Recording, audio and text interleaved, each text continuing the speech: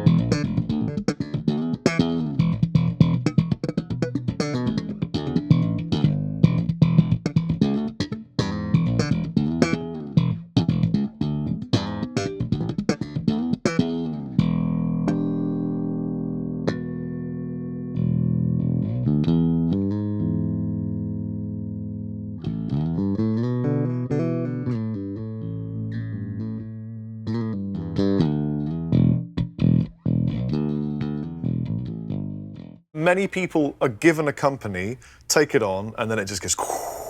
But you've taken it and it's grown and grown and grown. You know, I didn't do that. I did that earlier.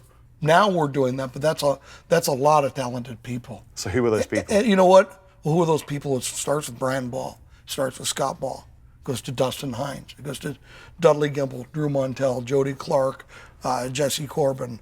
I can keep going. Hi. All right. Hi. Hello, this is Dudley Gimple. I am one of the design engineers here at Ernie Ball, and I have been with the company a long time, 34 years, and I have worked a lot with Sterling and the crew in designing many of the products that we build. So, my first question really is, how old is the model, the Stingray model? How long has it been a design for? Well, it started in 1976. That's when it was first released by the original Music Man company. And the base was a Leo Fender design back then. Of course, Ernie Ball bought the company in 1984, and that's when they hired me, and that's when, production on the Ernie Ball Stingray bass started. Cool.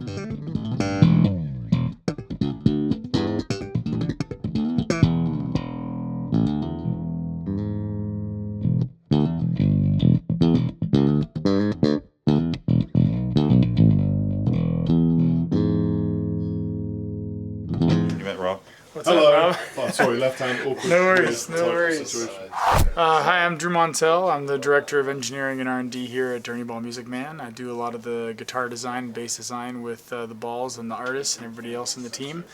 And yeah, pretty much all the product that we try to develop here, I try to get my hands on and make it the best we can. The main goal was to make it more comfortable so the player could focus on the music and not so much on the instrument. The weight was a very big factor for us, so what we did is we tried to take everything that we could control and minimize the weight to the best of our ability. And at the same time, we wanted to make sure that we didn't sacrifice anything. No tonal sacrifices, no stability or anything like that. So a lot of the metal was changed to aluminum, but it's things like the knobs or the banana plate, taking weight for the some things that used to be brass or whatnot. We also implemented our Music Man tuning keys, which are incredibly lightweight. They take up almost a half pound off the 5-string headstock, which is tremendous. Yeah, and particularly with 5 strings, you've got something metal at the end of the headstock. Exactly. It can sometimes make the bass a bit unbalanced, so presumably it's more balanced now. Absolutely. That's definitely one of the things that I noticed when I was playing earlier, is that just didn't seem to be an issue anymore.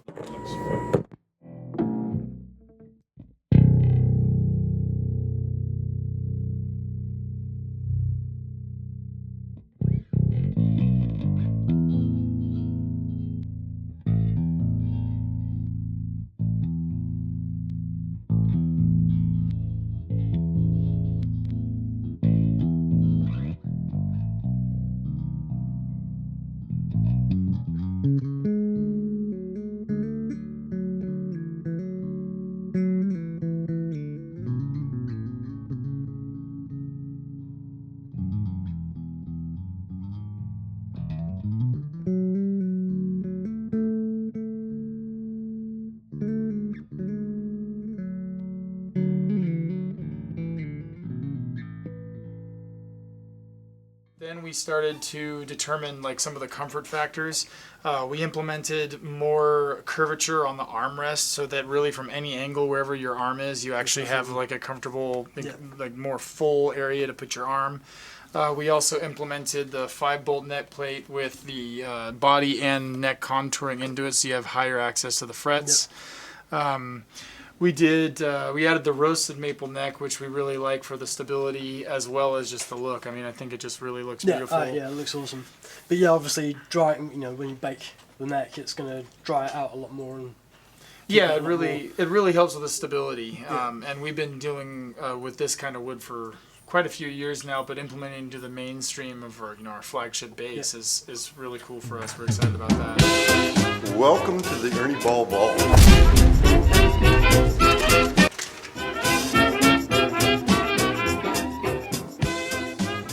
Wow, bro. 1985 Lefty Stingray. A lefty Stingray. So just got left in here. I'm back in those days. Wow. Studley can maybe speak to this guitar. Because back when we were using clear pickguards, look at that. Oh, right. It's still got the stuff on it. It's got the mute pads. It says it's from before we made lefties, about 1985. There's a Stingray here. Yes. It's got a pickup missing. Hold that one up for me. Whoa. That's pretty cool. What's the story on this, then? The story on this is that the supervisor in our painting department, his name is Sin, he is very adept with an airbrush, and he airbrushed this. Wow. It looks like it's looking into my soul. That's right. It's rock and roll. On the 4-string model, we added the 22nd fret as well, so you can play one more, which is nice. And then a lot of people noticed the difference in the bridge. We had a lot of experimenting with the tonality of the bridge when we came up with our classic bass line as well as our passive bass line. And so we kind of did a hybrid approach to that and implemented on the 4-string. There was a lot of weight in that bridge, and there's a common theme depending on which side you're on. It's up to you, but people think more weight just sounds better, has more sustain. I can't say or deny that isn't the case on certain instruments, but as a whole, I feel, and we all have done a lot of testing on this, is that the whole instrument is what makes the sound of that particular instrument. It's one system. It's everything. If you change one saddle, the whole instrument might sound a little different, but it's because it's with everything else. So changing just the bridge isn't going to make or break the instrument as a whole, but the package that we put together here, we feel is like the best we can do right now, and we're really excited about it. As far as the electronics goes, one of the first things that we decided was we wanted to improve the alignment of the strings with the pole pieces on the pickup, because the classic Stingray pickup has pole pieces that are essentially the same width as the strings are at the bridge, but since the strings taper down from here to the nut, it gets a little narrower where the pickup is, and especially where the bridge pickup is. So we've gone the extra step to redesign the pickup so that the pole pieces are aligned perfectly with the strings in both locations. So the neck and bridge pickups are different on the two pickup models. That's really interesting. So in terms of some of the changes to the bass, I guess your domain is more the electronics and the preamp. Hi, I'm Bob Wolstein. I design electronics for Ernie Ball. Tell me a bit about what you've done, how you've changed it, how you opened it up, all that kind of stuff. Yeah, well, Dudley and I work closely together, and it starts with the pickups. It always comes from the source. So Dudley's got a new pickup. We talk about that, and then I can develop a front end for the electronics that is the perfect match for what he's doing. That kind of close-knit communication is essential if you're going to make this work. Then in terms of the electronics, I have a little circuit board here. We added a more sophisticated power section. If you want to have low noise electronics, well, you better start with low noise power. batteries are not guaranteed to be low noise. So there's a little section on here that makes sure of that kind of thing. And so it's now 18 volts, isn't it? It's 18 volts, which gives us more headroom and potentially a lot more battery life also. The drain is similar to the old model. It's a little bit more, but with the 2 batteries, you should get quite a bit more battery life. And you will also get a much longer time before clipping. The batteries can drain further before you clip. So yeah, having the 18 volt is giving you that extra headroom, which means you're not going to have that kind of run into those problems. Yeah. Even if you really start sort of gunning the preamp and getting a bit crazy with it. Yeah.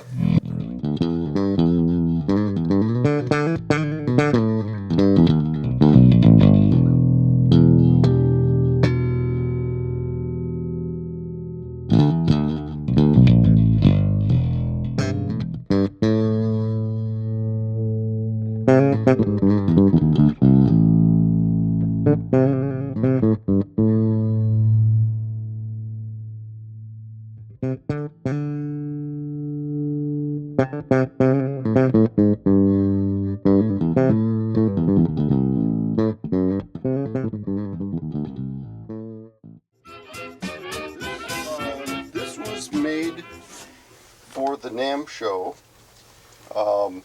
and at this particular NAMM show, our theme was presidents.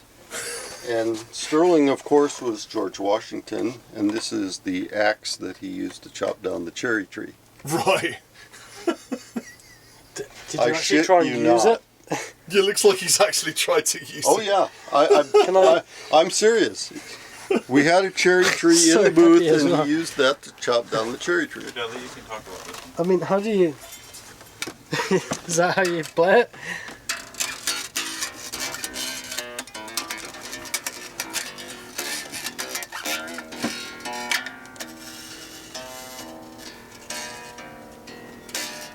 When Sterling says we make tools for artists, that's what he's talking about. You know, as you know, that one of the things that the Stingray bass is famous for is having a lot of punch, but also having a lot of definition on the high end. Yeah. And it seems that modern players aren't looking for that so much. They're looking for something that's got a meatier high end, so to speak, where you know, the string, even playing higher notes, has a bit more body and Yeah. and not so much cut, because Yeah. it's got the treble. And so that was one of the things that we focused on, both in the pickup design and the preamp, Yeah. to try Well, to you know, I guess modernize it lots that of way. things have changed since the original design in terms of the music industry, the genres in music, and also the formats that we listen to music and record music with. And obviously you would have had, you know, going way back when you're recording to tape, there would have been a bit of that top end roll off, and so having a slightly brighter instrument was kind of good for that, really, because it meant that it could afford to have some of that top end taken off. And now we've got such crazy converters for recording digital music. Maybe it's just that's the nature of it now, and you've got to kind of taper off some of that top end at the bass now to make it sound like it would have sounded back then once it had been tracked to tape and stuff. I don't know whether that's something that's been thought about or not, but just as you were describing, I guess, how it used to be brighter and how people don't want that anymore, it's something that I'd noticed, and it's the same with guitars as well. And being a producer, I've done records on tape and stuff, and so I've learnt, I can hear the difference in those different formats, and it's kind of interesting to see that instruments are almost compensating now. Yes, I think So that's very really true. cool. So it's a really cool and subtle way of modernising a traditional instrument, I guess. That's cool. I know we've been invited here, but part of me feels like this is naughty and we shouldn't be filming, which is I'm really quite enjoying walking through this library of wood, just reading all the case names and seeing all the people they've worked with.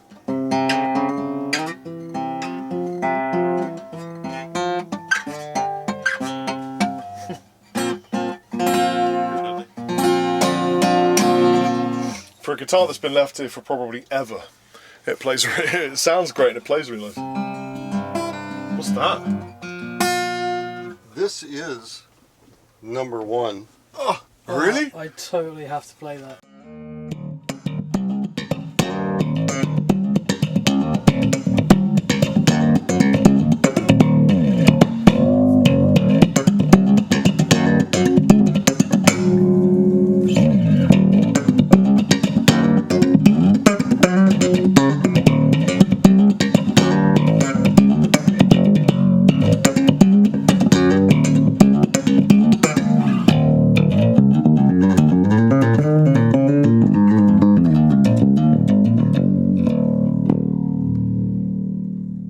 The other aspect to it was, modern electronics, especially actually in the last 2 years, we've had some incredible developments in what's available for commercial audio.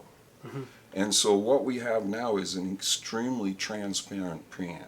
It's not only is it very quiet, but it's extremely transparent. And why that's important is because Dudley did such an awesome job on the pickup. I don't want the preamp to get in the way. Mm-hmm.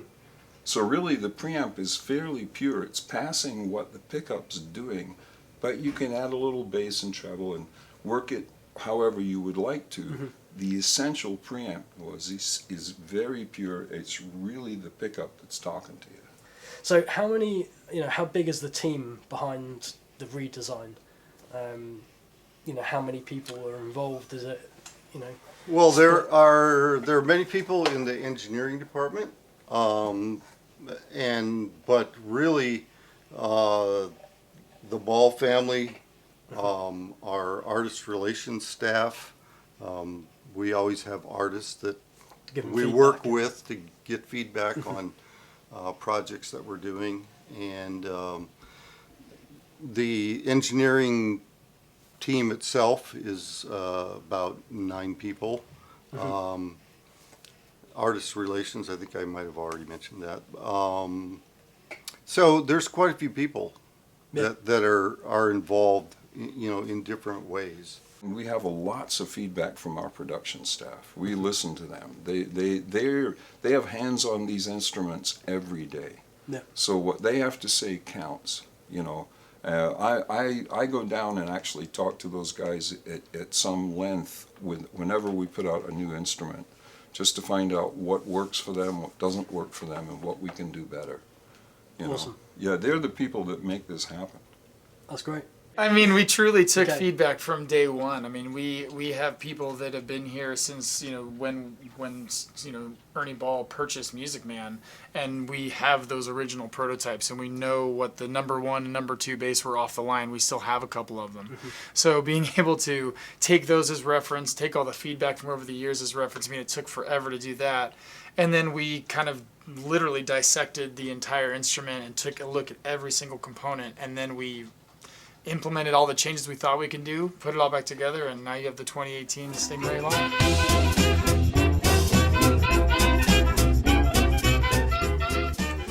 Right, you are fantastic at this. Thank you very much. Thank you. I hope some of that works. I just felt like I was rambling. No, that's good.